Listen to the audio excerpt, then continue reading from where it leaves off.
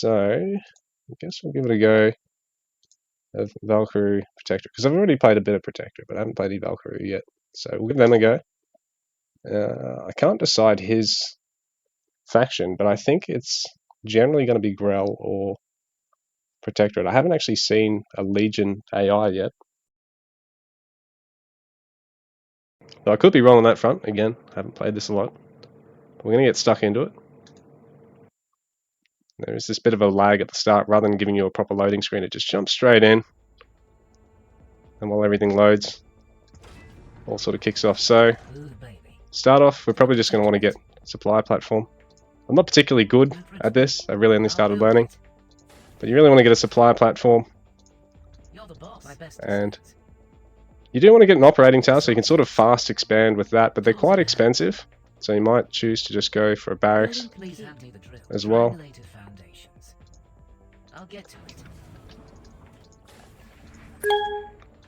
The hero takes up a bit of population, but in the vein of Warcraft 3 and War Party and that sort of thing, there is like some creeps on the map. There's not a huge amount, but there are also these like dropshippy things that come and drop flux off around the map, or they like sort of blow up and you can mine the high value flux. So now I've got access to more pop space there, and this is going to give me access to my tier 1. Now I'm going to want to try and actually kite these away, make them reset on him and steal what I can, as well as, you know, get some damage off on him. AI is going to misplay this, as they always do.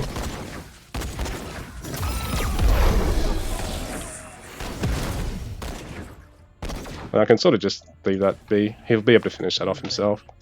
So this will give me the minerals, or the hexite, sorry. Shouldn't say StarCraft terms.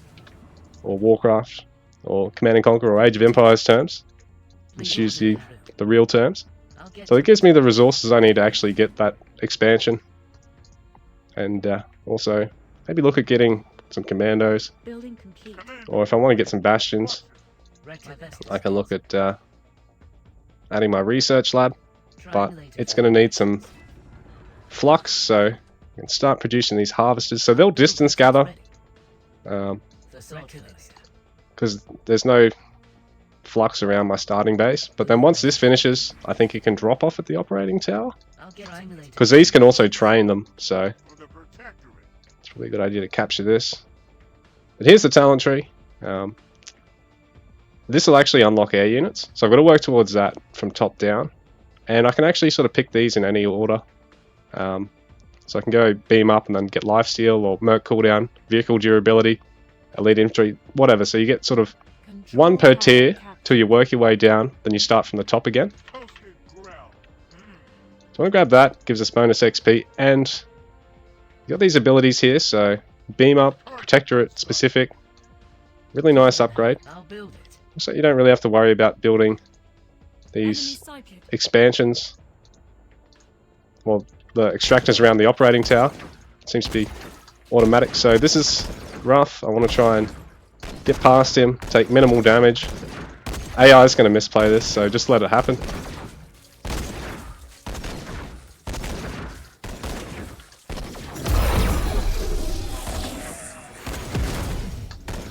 And sort of just get out and come back, let him reset if I want. I'll just look at starting to spam some military. Haven't really got anything done yet. So we'll actually get a barracks. Oh no, I lost him! I am big noob. So I think he auto respawns. Yeah, he does. So don't do that, because you're going to want him to be able to scout the map. Take those things when you haven't got any military. Just give yourself advantages. Put pressure on your opponent too. Build a couple of harvesters. Because you can have a cap of 6 of these. And they will just come back and drop off. These nodes are generally one singular node, so try and get a couple of towers around the map. But sort of keep them together. And you will get a worker per node as well. Oh. Building complete. Don't want to run into those. Building complete. Wait till my heroes up. We can get some tanks now. But sort of run out of resources for a bit. Just sit back. Commander's respawned. Forgot about his charge as well. So this increases his actual attack speed for a bit, as well as giving him that nice speed boost. What do I want here? No cooldown's always quite nice, but that's come from my faction, not my actual. Sorry, my sub faction, not my main faction. And I haven't actually been using that, so try and do so. Unit production complete. I don't know why that's shown me his base now. He would have casted something and the game's just sort of bugged out and showed me. Enemy sighted. Can I not afford them? Oh, I need more population space. And I can also take Building complete. these. So they're sort of like Building upgraded. how Terran can actually call down from the command centers to expand their population space, but it's just an upgrade in this. You can get it at every one of those. But you can also get extra vision or turrets out of these as well. So it might not be wise to just upgrade them all straight away. So I need a research lab to get those. Probably want to bring that. Put it down the back here. If we can afford it, get the mech lab too, I guess. Maybe throw down another factory or another barracks. Yeah, for another barracks.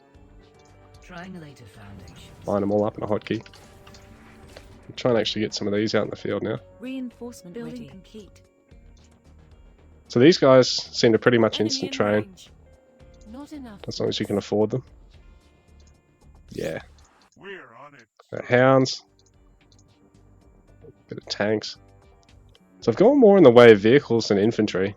So I guess maybe durability or lifesteal over infantry damage, because I haven't got a huge amount of commandos yet. We'll go for that. Building complete. But I will start spamming them as well, because they're just a nice Hexite only unit. Not enough supply. I guess we need to get more supply.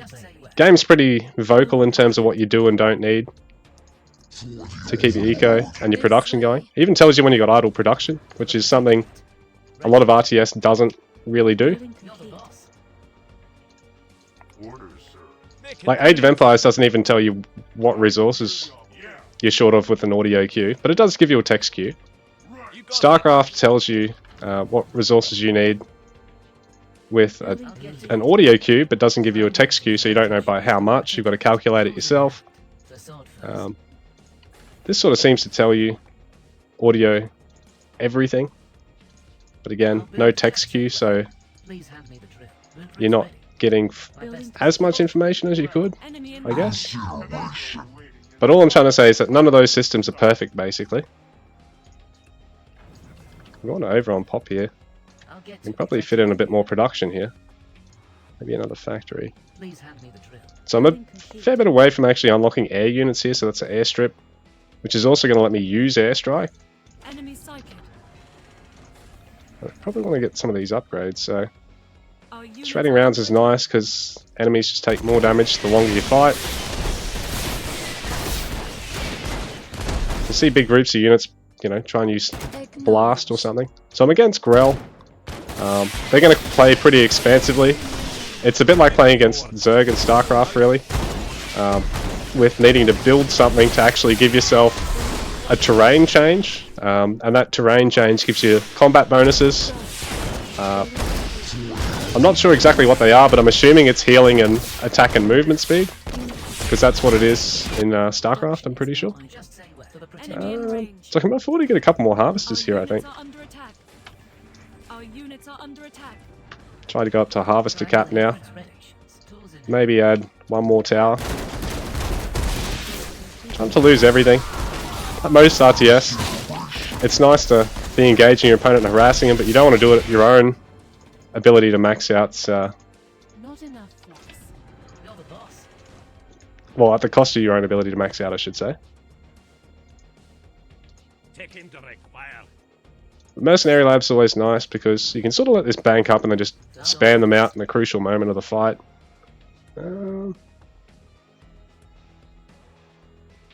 Reinforcing units, so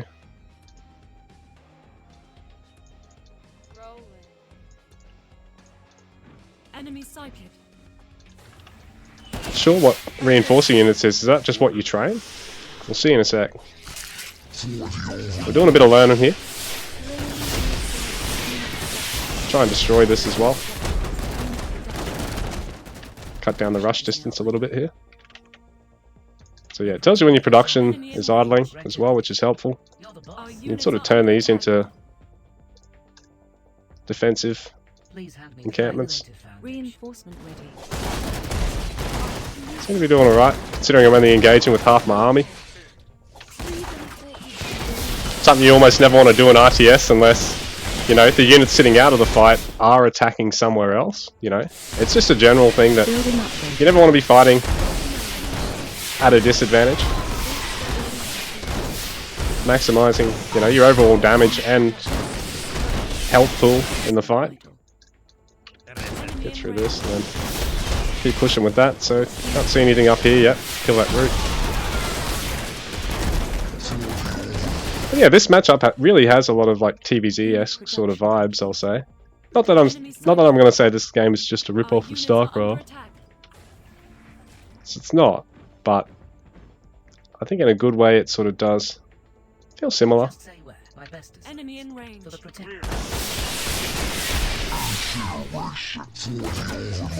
Because it also reminds me a little of the Dino faction from War Party.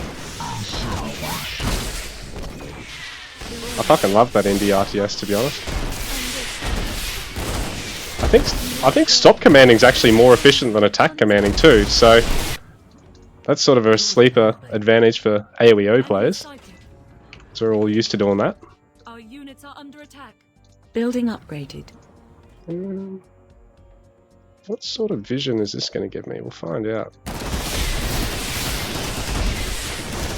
Yeah, these Valkaru guys seem pretty good because they're giving me nice tanks as well as some decent backline damage as well.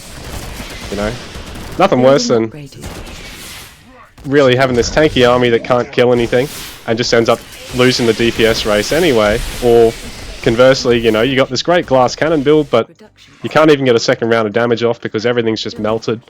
You never really had a front line, nothing can tank. You know, there's nothing that's encouraging your opponent to actually micro the fight. So I think the population cap must be 200. We'll just find out here, I think. So it seems to pretty much be a standard of RTS of this sort of scale. So again, both Age of Empires and StarCraft have a population cap of 200. We'll find out. Yeah, it's 200 here. And that amount of vision there, it's not really all that good. I mean, it's alright. So you probably, if you're really playing defensively, have a bunch of missile turrets there and then have a sensor one right next to it, but, you know, we'll use them out on the map as like a watch post, but then the annoying thing is you can't rely on that supply, and you've got to over-create the actual supply platforms. Enemy in range. I guess it's the same for, well, funnily enough, like Zerg and StarCraft with using their overlords to scout, because they're a mobile unit that gives you the actual population, but at the same time, you've always got to be mindful that if you're about to be supply blocked, population capped, you want to have your overlords pretty safe. If one's about to die, you're about to be pop capped. Holy! So it looks like the prime route actually shoots back. Unit production complete. And yeah, all this is going to start fading, like undead creep. Because that's also another faction that's got it, Warcraft 3. Undead, they creep.